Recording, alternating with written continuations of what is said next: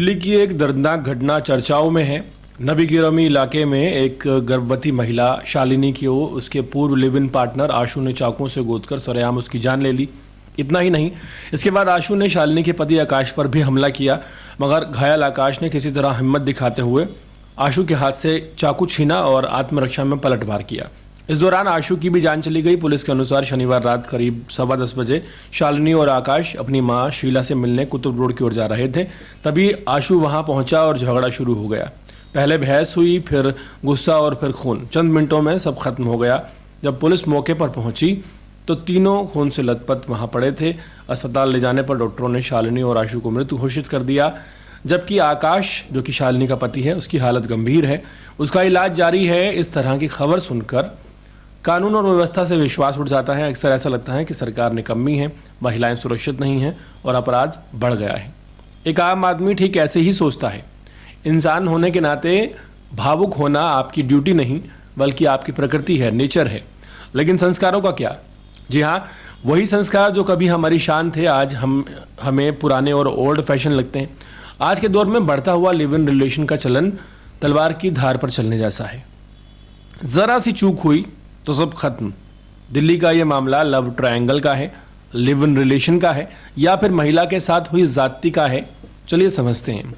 सूत्रों के मुताबिक ये दर्दनाक घटना दिल्ली के नबी करीम के रामनगर इलाके में हुई, जहां एक प्रेग्नेंट लेडी शालिनी की मौत हो गई। उसका पति आकाश जिंदगी और मौत के बीच अस्पताल में लड़ाई लड़ रहा है, जबकि उसका प्रेमी आशु भी इस घटना में मारा गया।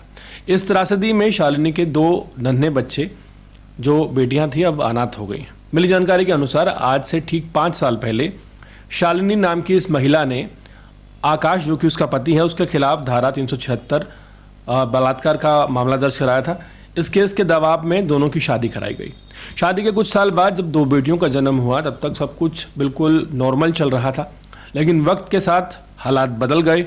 आकाश और शालिनी नबी करीम इलाके दिल्ली में आशु के घर किराएदार की तरह रहने लगे, और इसी दौरान शालिनी और आशु के बीच, जो कि मकान मालिक था, नज़दीकियां बढ़ी। धीरे धीरे रिश्ता अवैध संबंधों में बदल गया।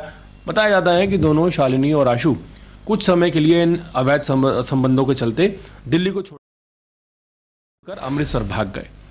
अमृतसर से लौटने के कुछ ही दिनों बाद शालिनी और आशु के बीच झगड़ा हो गया।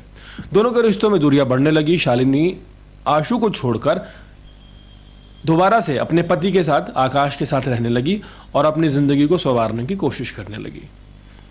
घटना से ठीक पहले शालिनी गर्भवती थी। बताया जाता है कि आशु को शक था कि शालिनी के पेट में जो बच्चा पल रहा है वो उसका है, जबकि शालिनी इस बात पर अड़ी थी कि बच्चा जो है वो आकाश का है।